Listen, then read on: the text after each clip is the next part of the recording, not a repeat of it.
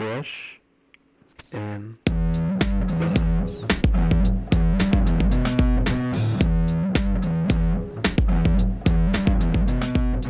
All right, welcome to the inaugural episode of Fresh and Buds. I'm your host.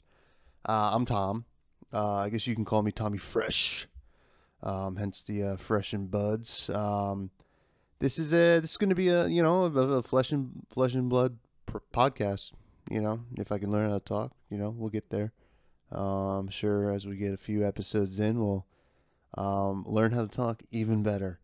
But Flesh and Blood is a relatively new TCG trading card game that is starting to blow up right now as we speak.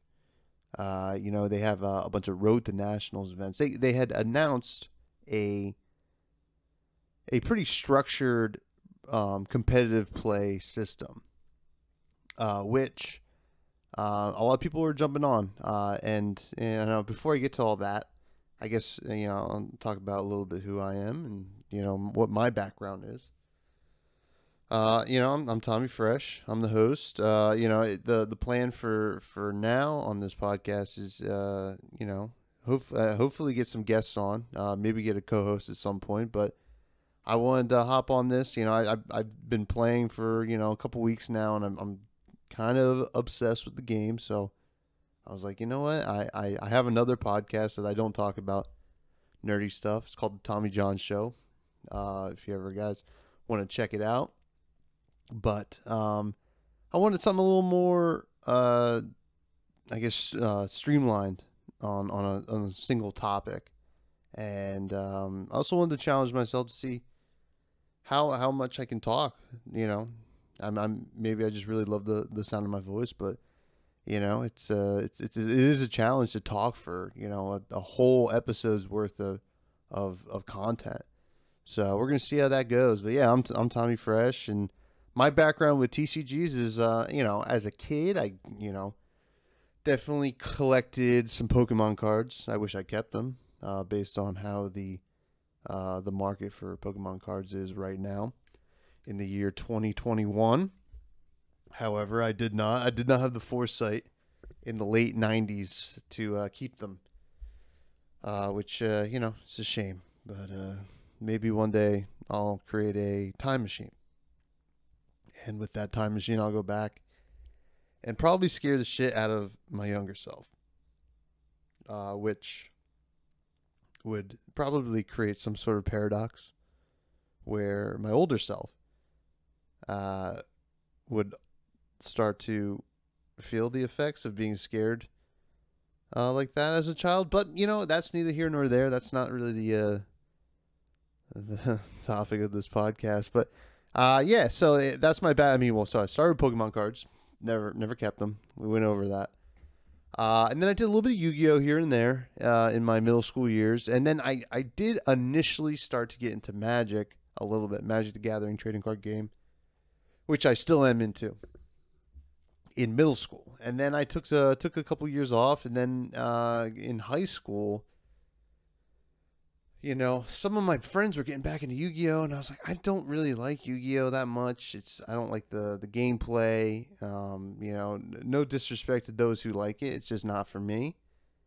And I was like, you know what? Magic was kind of cool. Like I played like very casually in middle school, and I was like, Magic is pretty cool. I'm gonna see if I can get my friends into it. And if you guys are familiar with Magic, you know how addicting that game can be and how much fun it is.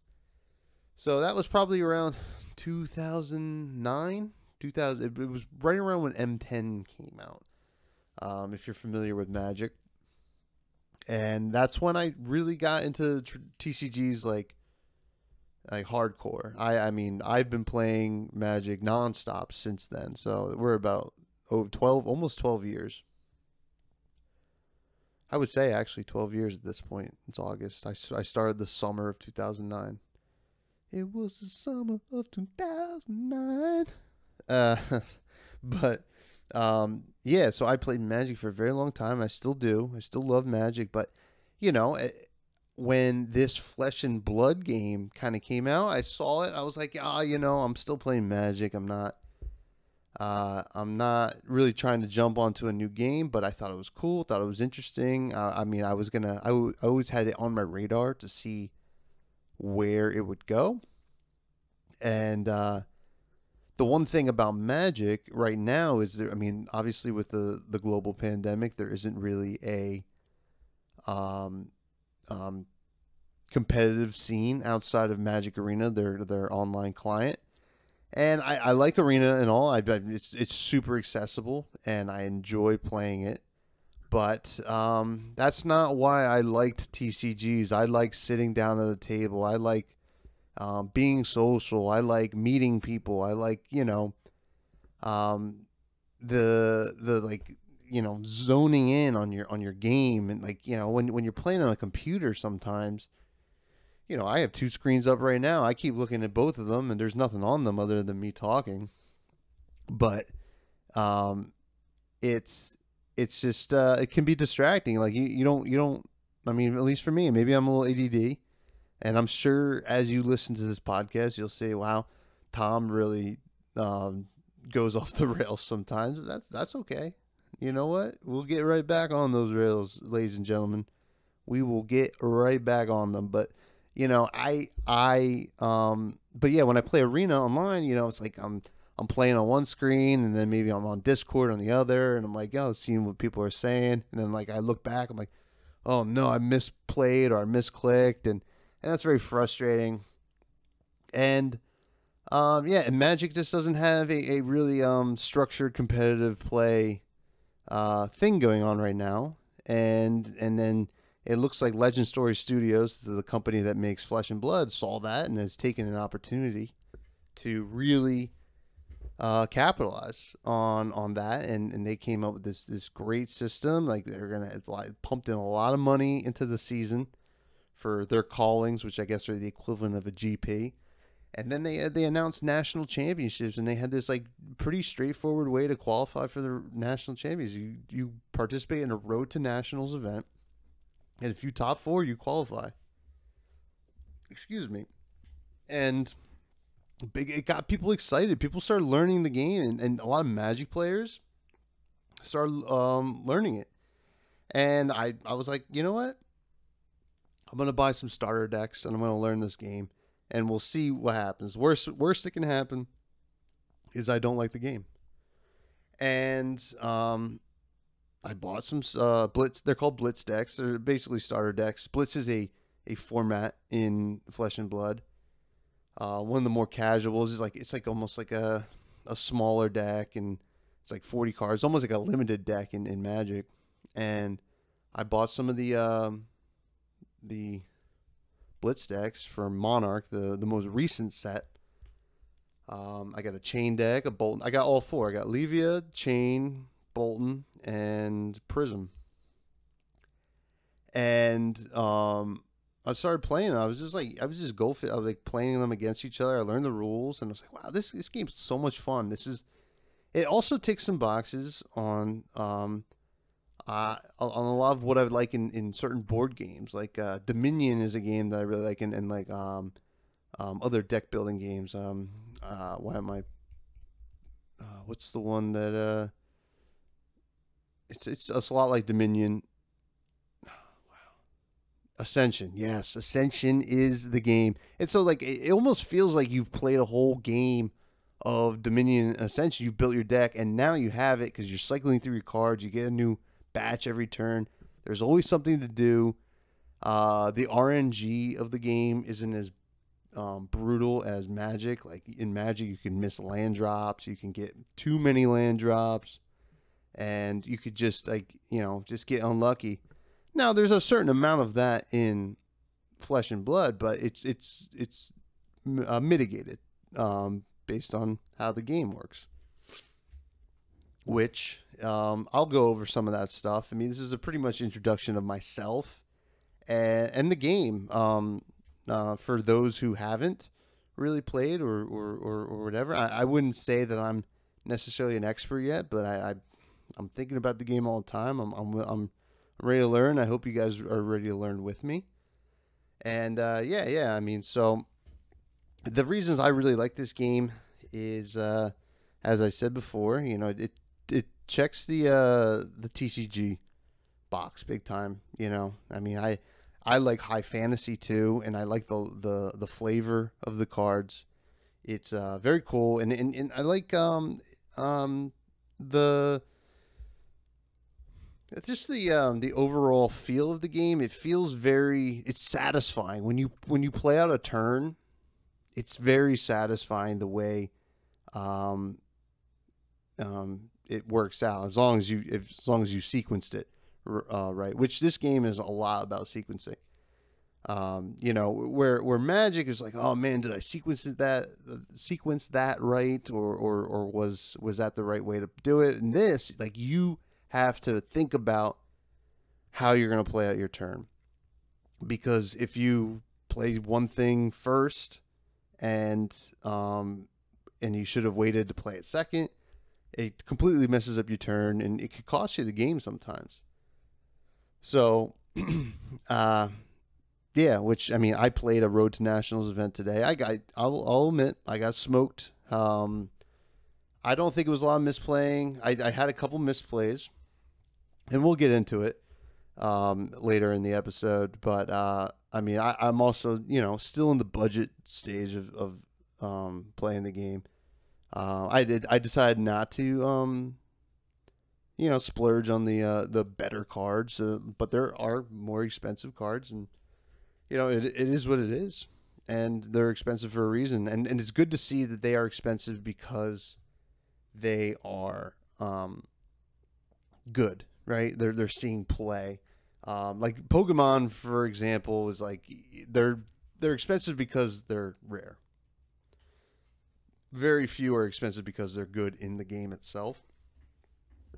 But that being said, there are some cards that are very expensive in Flesh and Blood because of how rare they are, and they're also playable. It's not like they're not playable in decks. It's just the rarity system's pretty wild in Flesh and Blood, and I guess we can go over that. I mean, you got at this point, it used to be you got your commons, your rares, and your rares are almost like uncommons, but there's like it's like in between a magic uncommon and a magic rare. It feels like, because you always get two rares.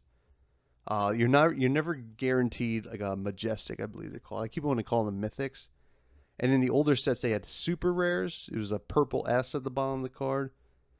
They were in between the rare and the majestics. Then there's majestics, and then there's legendaries. Sounds right. So a lot of your like big time equipment and stuff like that is a legendary, and then they get these really cool foilings. And in first edition, you can get a cold foil, which is really cool, and their regular rainbow foils are awesome as well. But those cold foils are quite hefty on the price. But it is what it is. I mean, it's cool, and it's very rare. So I get why they're so expensive. There's one card that I really need, Arcanite Skullcap, that is like $200 right now, and it looks awesome. And it's just you gotta hope to crack it. And we're gonna do a crack a pack here in a little bit. I have a pack of Arcane Rising, which that card is in, hoping to open it.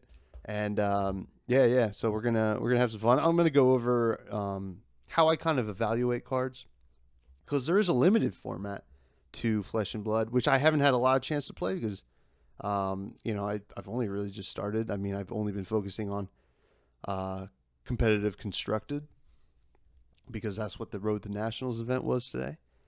And yeah, so that's excuse me. I'm gonna take one quick sip of water. Entertain yourselves. I'm not gonna do a ton of editing in this podcast. I like a little free form, as you can probably tell already. Yeah, but yeah. So I mean, if you don't know what Flesh and Blood is, the gameplay is this: you have a hero. Now that seems to be every set. They have 4 different heroes, and the hero has a certain kind of class, almost like in D&D. So, for instance, there's a hero called Kano. He's a wizard. And on the hero card, you'll have one number, which is their health, and then one number, which is their intellect. Intellect is the amount of cards you have in hand per turn, or start with per turn. And then health is obviously how much damage you gain. All the health for the adult heroes that you use in Constructed are 40, except I believe Kano is actually a little bit less because he's got a really powerful effect. He's not quite competitive right now, but if he gets a little more wizard support, so that's another thing. So he has a class, and in your deck you can only have wizard cards to use, wizard actions they're called, or you can have generics, which are like, you know, can be in any deck. So so the wizard actions. So yeah, let me take it back. So you got the hero, and they get a weapon. They have 2 hands worth of weapons. So you can either have 2 one-handed weapons or 1 two-handed weapon, and that will have an effect. And we'll go over that. And then you have your equipment. So you're gonna have a helmet. You're gonna have something on your chest. You're gonna have something on your hands, and you're gonna have something on your legs, like your regular armor. And they all have different effects. And when you sit down to play against someone, you reveal your hero, and then you can sideboard. Normally in like Magic, you would play one game, and then you'd sideboard based on your opponent, and then play either the second or third game based on who won which game. In Flesh and Blood, it's a best of 1 format. So you sideboard before the game. It's like pre-boarding. So you see which hero you're about to play against. Like let's say I'm playing Kano, right? Whatever, and my opponent reveals. There's a really popular hero right now called Chain. He's a Shadow Runeblade hero, which, you know, Runeblade is a type of hero, and Shadow's like a discipline, right? So he can have both Runeblade and Shadow cards in his deck. Part of his strategy is he uses these cards that you can play from his banished zone, which is like the exile zone, and but if he doesn't play them during the turn, he takes damage from them. So I could board in a card that would, like, end of their turn, like when he was about to take damage from they're called Blood Debt cards. I could banish 2 cards from his graveyard with Blood Debt into his graveyard. So when I do that, he takes an extra 2 damage that he wasn't even thinking of. So kind of a, you know, so like but I wouldn't play that against most other heroes. So that's how that works. But yeah, so once you do that, so you get 1 action per turn, and you use the action point. They're called action points. Use the action point for an attack or some kind of other action, and if the attack or action has the words "go again" on it, that means you can go again. Basically, you get that action point back, so you can go again. So there's a lot of decks that like try to chain that, like, you know, keep going again. But hopefully, if you're listening to this, you already know all that. And obviously, I'm probably doing a terrible job of just talking about it audio only, which is whatever. I'll get better at it, and hopefully you guys are around for the ride. But yeah, man, I really love the game. I mean, I got completely annihilated today at the Road to Nationals event, and I still had so much fun, and it made me want to get better for sure. I left and I had a nice hour ride home, and I thought about the whole time. I was like, I can't wait to improve, which is always a good sign. I mean, it's how I felt after my first Magic tournament, honestly. So, and yeah, so I'll talk a little bit about the place I played. It's called I'm from Jersey. Played in a place called Play! Hoboken. It's in Hoboken, New Jersey. It's a pretty cool spot. You know, I was only used to playing like card games and tournaments and stuff like that at like a smaller level at like comic book shops and maybe like just some straight game shops. But this place was kind of cool, and shout out to Play Hoboken. They have it's like a BYO thing. You can bring beer or wine or whatever to it, and they have virtual golf stalls that you can do for pay for the hour. They have billiards. They got a ping pong section. I was watching some of the people there playing ping pong, and they were like amazing. It was like, it felt like, I mean, probably not Olympic level, but to me, it was Olympic level ping pong playing, which was pretty neat. They got some pinball machines. They got some arcade games, and then they have spots for like TCGs, and they play D&D and just board games in general. Really cool spot. They have like a mini kitchen that you can get, like mozzarella sticks or like flatbread pizzas from, which is really really cool that they have that. I don't know what's going on back in that kitchen. It might just be like some guy with a microwave, but hey, listen, I got some mozzarella sticks and some fries, and it tasted pretty good to me. And obviously I'm not bringing any booze to a tournament, got to be sharp, but it's cool to have the option. And if I lived closer, I would, because it's like you just pay like a flat fee to play billiards all night or per hour, which would be cool. You just like, shoot some pool, bring some beer. You don't have to go to a bar and spend a ton of money on drinks. Go get your $10 six pack or whatever and bring it to there with a buddy and split the cost on the pool table. It's pretty cool.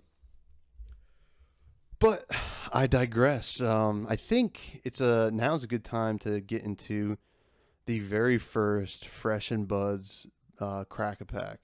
So the way I'm going to do it is I'm going to crack it, and then because sometimes they have the rares and stuff in the middle. Yeah, for Arcane Rising they have it in the middle. I'm going to switch it to the back. I'm going to approach it like I would like a draft pack, and I'm going to look at each card. I'm going to talk about each one. These cards have a pitch cost and they have a attack. They have a cost to play, and then they have a cost that you can pitch them for resources. And then we're going to evaluate. I'm going to talk about how I would evaluate that, at least in a limited sense, for the commons, and then we'll get to the rares, and hopefully we crack something really good. I mean, I could use it for sure. I mean, the Skull Cap is in this set, which would be amazing. There's a couple other good cards in the set that would be awesome to open as well.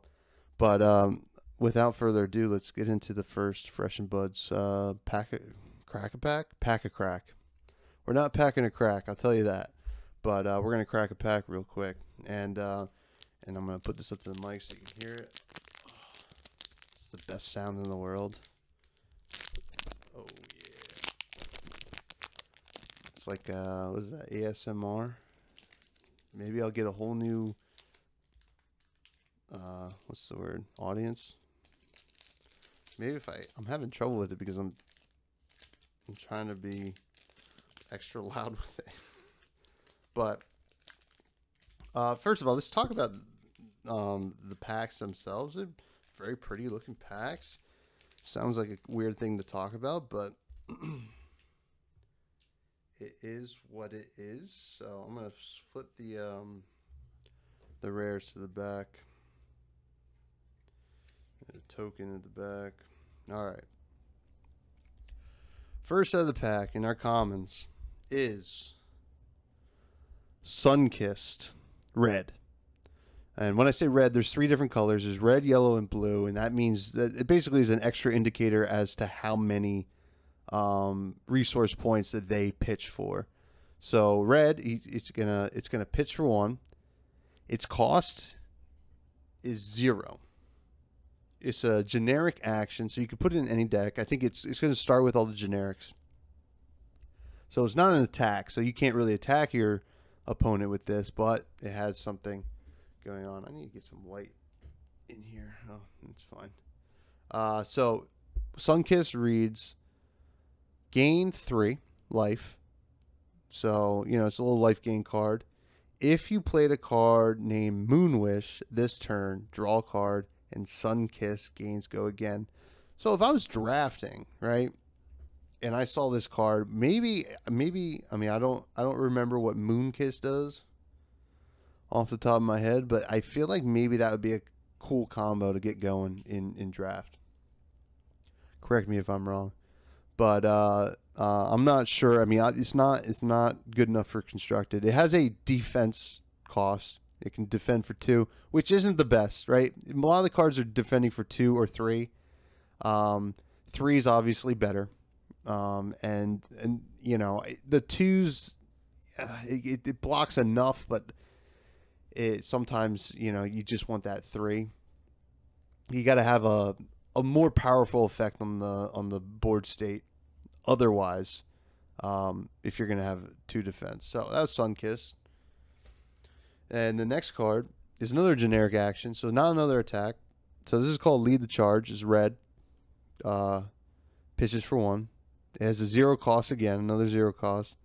The next time you play an action card with cost 0 or greater this turn, gain 1 action point. Go again. I kind of like that. I don't know if I've ever read the card. Next time you play an action card with cost 0 or greater, so that's any card. You gain an action point. So it's basically like giving any action go again, but you can't have double go again, so it gets around that, right? So if you play this into a card that has go again, you're going to get to go again, and you get the extra action point, so it's double go again, essentially. That's really cool, and it defends for 2. I actually like this card quite a bit. I'm sure it's really strong and limited, and I could see it seeing some play in like some decks that really need to combo off. Yeah, so that's Lead the Charge. Let's go to the next card here. Fate Foreseen. This is a generic defense reaction. So when you attack your opponent, or when someone attacks you, you get to play any card as a defense, like as using defense. Like I was saying before, those had 2. You can play any action or any card with a defense number you can use to defend the incoming attack. And then the attacker gets a chance to do attack reactions. So like an additional card. And then the defender gets to do any defense reactions as well. So this is one of those. So it's a yellow. It pitches for 2. It's Fate Foreseen. It's 0 cost, which is great on defense reaction, I feel like. It's got a 3 defense cost, which is pretty good, as we said. And it also has another effect. It says Opt 1, which is like scrying in Magic. You look at the top card. You can keep it on top, put it on the bottom. I actually had this card played against me today, and it's pretty good. Some decks really can make good use of this this effect. And opting is good. Like you get to really make sure you're going to draw into what you really need to draw into. So that's Fate Foreseen. Next we got Foresight. This is another generic action.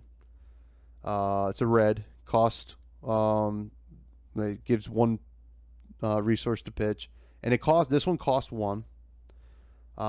It says the next action card you play this turn gains +3 attack. If Foresight is played from Arsenal, opt 2. An Arsenal is a zone beneath your hero that you can place a card in your hand into at the end of your turn. And then you can use it for future turns. You just can't pitch it to make resources anymore. Then you get to go again. Seems pretty good. It has a defense cost of 2.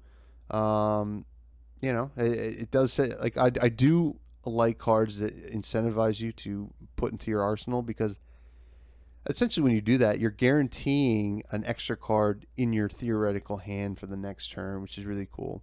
I like Foresight. I would play that in a limited deck for sure. Okay, now we're into some class specific actions. This one's called Headshot. It's a yellow. Pitches for 2. Costs 1. It is a ranger action, arrow attack. So rangers have arrows. They have a bow. So in parentheses, arrows can only be played from arsenal, and only if you control bow. So ideally, you have a ranger who's carrying a bow, and with these arrow cards, you put it in your arsenal, and then the next turn you get to use it. If headshot is put into your arsenal face up, it gains +2 until end of turn. So there's certain cards, and I think the ranger, I think her name is Azalea, the ranger hero has a clause about putting cards face up into the arsenal. So that's pretty good. He's got a defensive 3, which is good, and you can hit for 5, which is not bad at all. I like that. Next is Locked and Loaded. This is a mechanologist action. It's not an attack. It's just a straight up action. It's red. Pitches for 1. Cost 0. And dash is the that's going to be tough. Mechanologist hero's dash.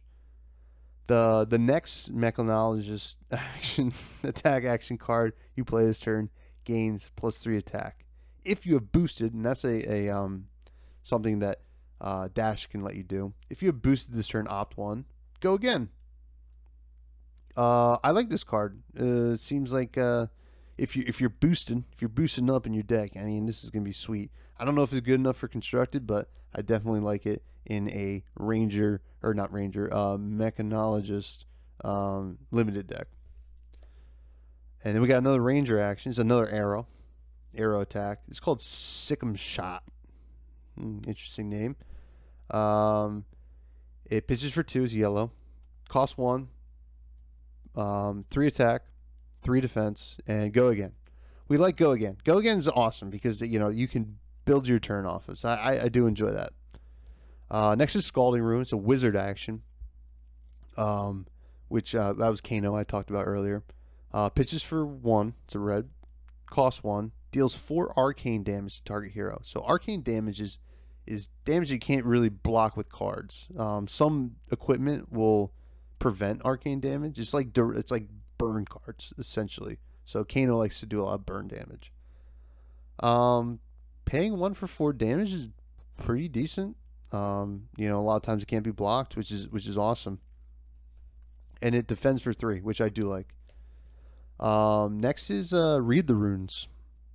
It's a Runeblade action. So in this set was Viserai. It was the Runeblade hero, but now there's 2 other Runeblade heroes at this point, Chain and Levia. So Read the Runes, pitches for 1. It's a red. Costs 0. It has 2 defense, and it creates 3 Runechant tokens. Runechant tokens are these tokens that when a attack is played, you sacrifice them, and you deal 1 arcane damage per Runechant token, which is kind of cool. Like it's like it gives you like an extra benefit to your attacks later in the game. I like that card quite a bit. Next is Zap, another wizard action. Cost 1, or pitches for 1, cost 0. Deal 3 damage to arcane target, or 3 arcane damage to target hero. Defends for 3. That's a really sick card. It's like Lightning Bolt. Awesome. Next is Voltic Bolt. I bet you can guess. That is going to be a wizard action. It pitches for 2. Has 3 defense. Costs 2. Deals 4 arcane damage to target hero. Also pretty good. We have a the token. Don't worry about the token. So our first rare is Take Cover. This is a ranger defense reaction. Take cover, it pitches for 1, it costs 0. 4 defense, which is great. We like that on defense reaction because all of a sudden the attacker attacks and maybe they block. Like the attacker attacks with 3 and then you block with 3, and they're like, oh, or no, they attack with 6 and they block with 2, and they're like, oh, that's great, and then all of a sudden you slam down that, you block for the full 6. Pretty sweet. And it says it has reload. If you have no cards in your arsenal, you may put a card from your hand face down into the arsenal. Pretty cool. I imagine that's seen play in all the ranger decks. I've never played with one or seen one yet, but it seems like that would be worth it. And we have another rare. It is Oath of the Arknight. This is a card I actually played with a different color of it, different pitch cost. Because cards can have multiple, same name, different pitch costs, and slightly different effects. Pitches for 1, cost 2. Your next Runeblade attack this turn gains +3 attack, and then you create a Rune Chant token and go again, and it blocks for 3. I think this card's really good. I would like to make a fully on Rune Chant deck. That would be really sweet, and I would definitely play this card, probably in multiples in each color. Really cool. And then you get a foil in each pack. We did not get a rare foil, unfortunately, but it is a really cool looking foil. It's a card called Amplify the Arknight. It's a Runeblade action attack. It pitches for 1, but it costs 3. However, it costs 1 less to play for each Rune Chant you control, and attacks for 6. That hits hard. So if you're like going in on Rune Chants, this could cost 0, which it seems pretty good, and it defends for 3. I think that's awesome. And the foiling is really cool in this card. He's got this sword, and it's just shiny enough. And then you always get an equipment. So we have a generic equipment. It's going to be used by any hero. It's called Bracers of Belief. It's a common. It has 0 defense, which is less than ideal, but it has an action. It says destroy Bracers of Belief. Reveal the top card of your deck. If you do, the next attack action card you play this turn gains +X attack, where X is 3 minus the pitch value of the card revealed this way. Go again. I do not like this card because if you flip a pitch cost, or a pitch value that's 3, is you just sack this for nothing. But it is what it is. I mean, there's a lot of different equipments.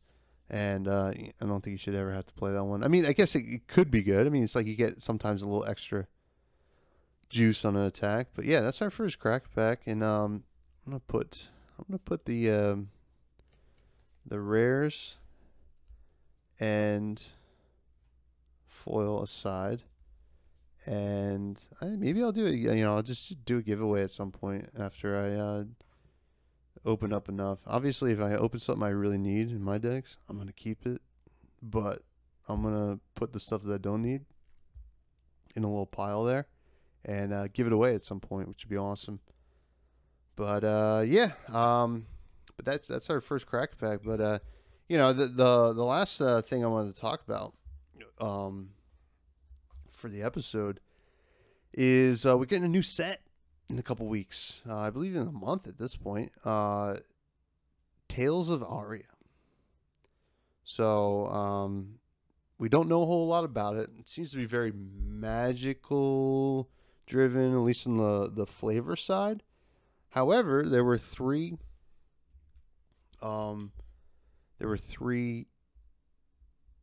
previews revealed tonight by 3 different content creators, and I want to make sure I call them out because they deserve it. They each did a nice short video revealing these cards, and they did a great job. So the first was DM Armada. That's at Armada_DM on Twitter, and I believe he revealed the new hero, one of the new heroes. So I'm going to talk about them real quick. I'm going to just bring up the picture here, and you can find this online, but I'm going to read it for you. So it's Lexi. Lexi's the new elemental ranger hero. So we talked about a lot about like some ranger cards. So hopefully with her being a ranger, there's going to be new ranger cards in that set. So maybe her or the other ranger hero, I think Azalea, they kind of have some more support, and they get they kind of get the oomph that would take them into more competitive play, I guess would be the thing. But cool thing, Lexi Livewire, 4 intellect, 40 life, which is par for the course. So it's interesting. This is something new we haven't seen on cards. she has Essence of Ice and Lightning. You may have Ice and Lightning cards in your deck. So I guess these are considered talents. So in Monarch, there was Light and Shadow. Nobody had Essence of Light and Shadow though. So she sounds like she's gonna, blend the deck. So she's like a true, like almost like a true multicolored deck in a way. If you can compare it to Magic at all. And then she has a once per turn action. Turn a face down card in your arsenal face up. If it's a lightning card, so first of all, she's using the arsenal a lot, like all the Rangers like to do. If it's a lightning card, your next attack this turn gains go again. That's a pretty good. So we're going to assume we're going to see some good lightning cards. That's going to be pretty sweet. That's a pretty powerful effect. If it's an ice card, create a frostbite token under target hero's control. So we don't know what a frostbite token is. I wonder if,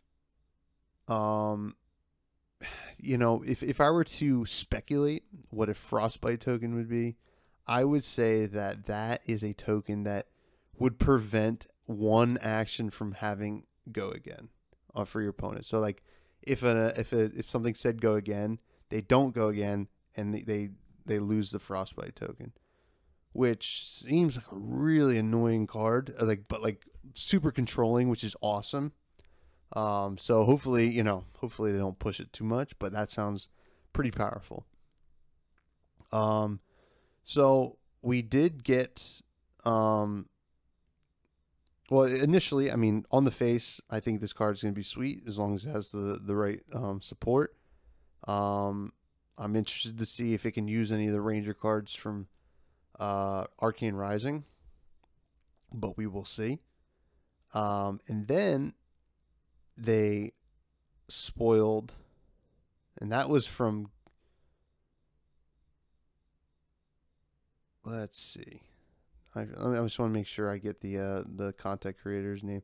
That was from Red Zone Rogue. Red Zone Rogue spoils Shiver, which is the bow, which obviously if you're a Ranger using that, and allows you to use arrow cards. So Shiver is a two-handed bow,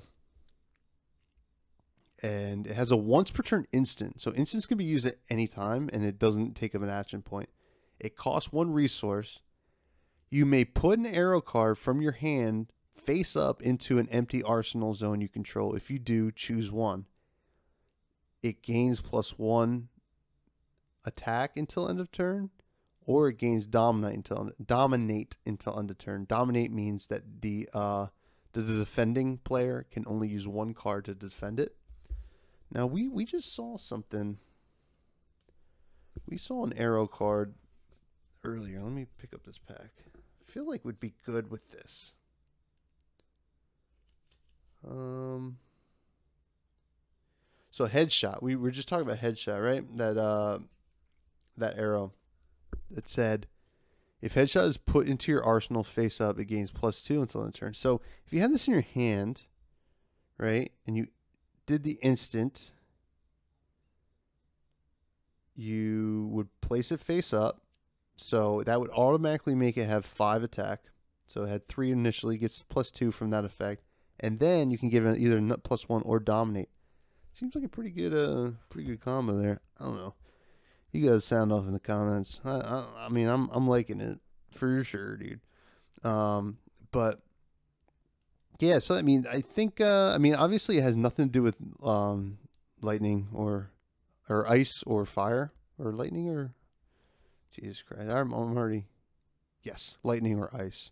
It has nothing to do with that exactly, other than it looks like super frosty and cold on the art. And I posted all these pictures of the spoilers on my Twitter, Fresh Buds Pod, at Fresh Buds Pod.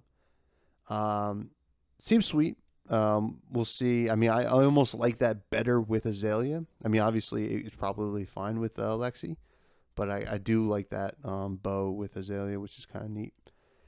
And then we got one more spoiler tonight, and this came from Kitchen Table TCG. They don't have a Twitter, but they I guess they're big on YouTube. You can look them up. And it's a card called Weave Lightning. This is a lightning action. It's a rare. This is pitches for 1. It's a red. And it costs 0. Like it already. It's a lightning action, so it's not attack. Plus, or has 2 defense. Which is, whatever. Take it or leave it.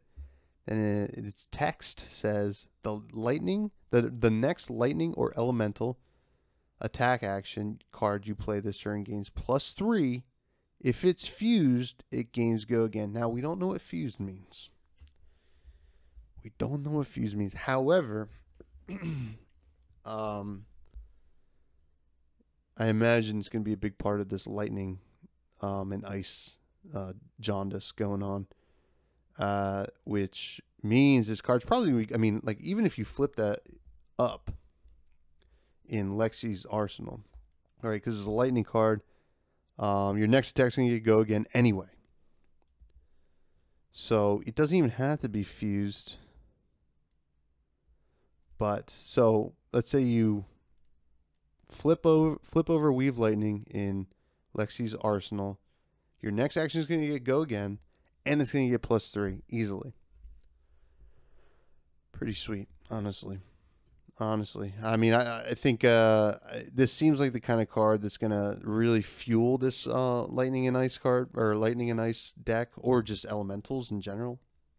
We don't know what exactly it means to be elemental, but it sounds like elemental means that they're going to have either a fire or ice, or a lightning or ice kind of talent.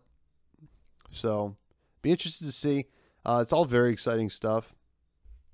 I am pumped for spoiler season, which I believe starts September. So we'll start seeing it for real next week, which I'll do a episode probably the beginning of next week for sure, and hopefully I'll just wait until the 1st so we can get some actually, no, we're not going to wait till the 1st. We'll see. I might have another topic next week that I kind of want. I want to do a show a week for sure. So I don't want to have to wait around. So maybe we'll see. Do I know how to use my phone and look at the calendar? We don't know. Oh yeah, no. The 1st is a Wednesday. So we're gonna have an episode before the 1st, but yeah, no, I'm pumped for Tales of Aria. Hopefully it's accessible. They're going to do the first edition boxes first. They haven't announced when Unlimited is going to come out. It's a first edition's tough because it's a little more expensive. Especially with a lot of the callings happening, they're equivalent of the GP. People are going to want those cards, and if there's some good cards in the set, they're going to be expensive if it's only first edition, which is a very limited print run. So, yeah, we're gonna see what happens, but I'm pretty pumped about it. And then I guess just want to go over quickly the tournament results for me. I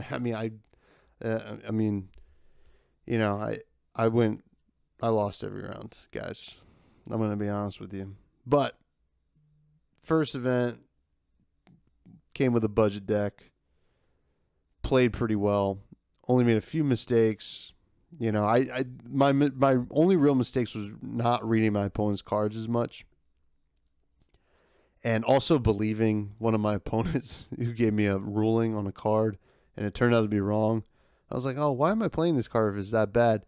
And it turned out to be the guy was wrong, and I just didn't challenge him on it. So that's on me. That's on me, and I totally accept that. But I had fun anyway. First round I played against Dorinthia, which I think is the warrior class. She kicked my butt. I'll tell you that.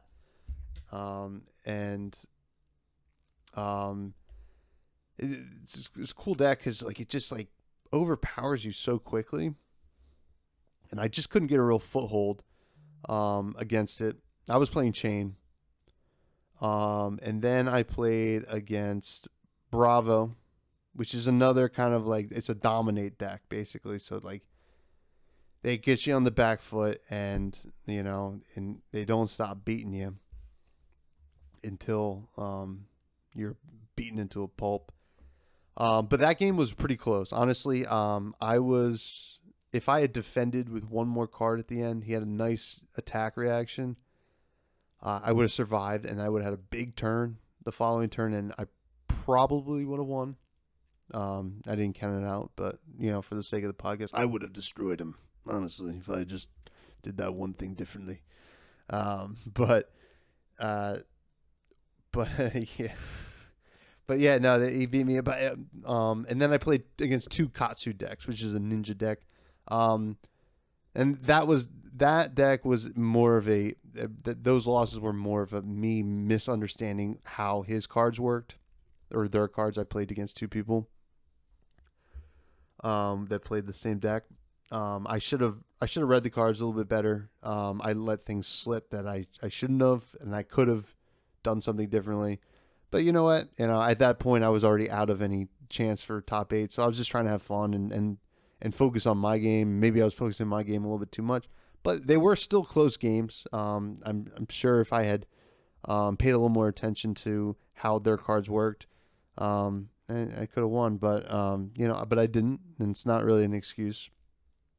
So, but I'm excited. I'm ready to improve, and I want you guys to improve with me. And I'm going to try to go over strategy as much as I can in episodes. And I hope that I hope you guys enjoyed the podcast, and I hope you guys want to stick around. And one thing I've noticed about the community is very accepting and super friendly so far. Everybody I talked to today, I've made some friends, and I'm excited to continue the flesh and blood journey, especially through this podcast. Good old Fresh and Buds. So, yeah, you can. I'm gonna post this on Anchor, and Anchor distributes the podcast to all the other podcast apps. It might take a little bit, so you can always listen through Anchor, but I think it will be, because Anchor's owned by Spotify. I'm sure it will be available through Spotify like almost immediately. Yeah, and then you can follow me on Twitter. It's Fresh Buds Pod, at Fresh Buds Pod, and then I have a YouTube channel. Let me just bring that up real quick. I don't know how much I'm gonna use it, but wait, let me make sure I open up the right one here. I don't know how much I'm gonna use it, but I think I might just post. They might just have the logo, but I'm just gonna post. Because I'm not doing video, at least as of now. I just don't have the equipment, and I enjoy the audio sphere, but you can just search Fresh and Buds on YouTube. I'll post this one on there. It'll just kind of have the logo up and the audio. And you can listen to it if that's how you like to listen to your podcast. I'll make sure that I put it up on YouTube. And yeah, you can subscribe on there. And if you're on iTunes listening, it might take a while for iTunes to show up, but if you are, rate, review, subscribe, all that stuff. And yeah. I mean, and I'm sure I'll get a Discord going at some point. But follow me on Twitter. I'm very active on Twitter. And if you ever have any questions, feel free to shoot them at me. I'm sure I'll do mailbag episodes at some point.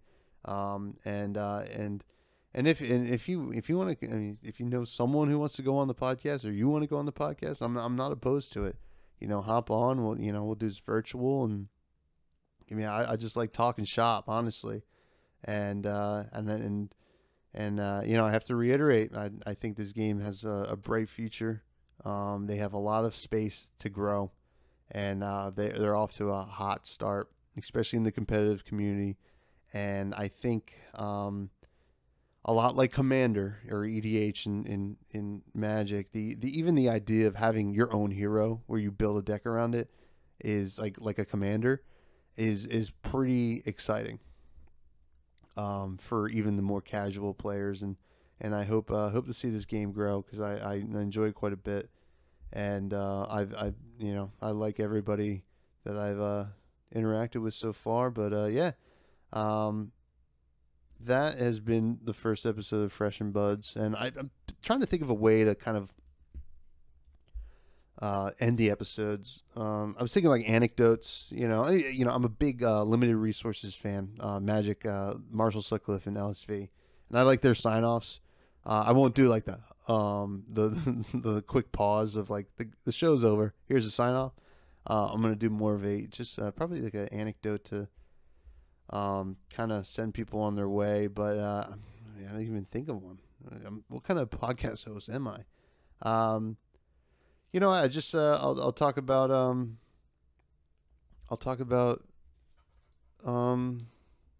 the only legendaries I've opened in packs.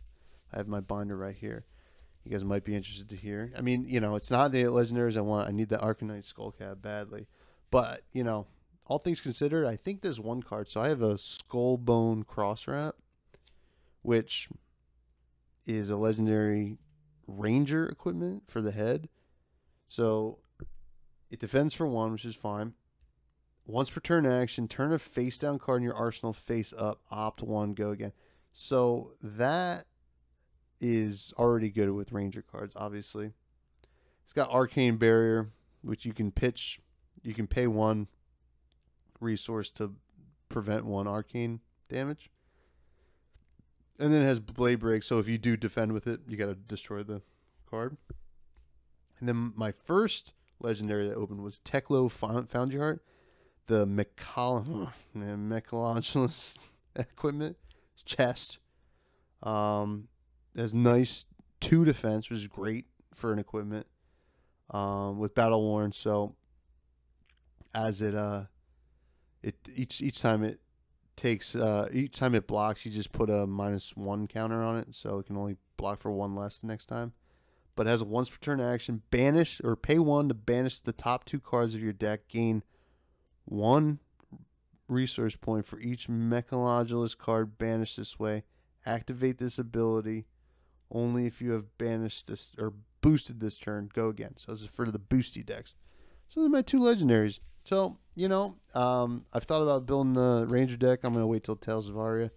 I mean, since I have that pretty sweet helmet, I think, that's probably where I'm going to go next. I mean, I do really like playing Chain, but it's very complicated, and some of the cards are very expensive. So, we'll see what happens. But but that's been Fresh and Buds.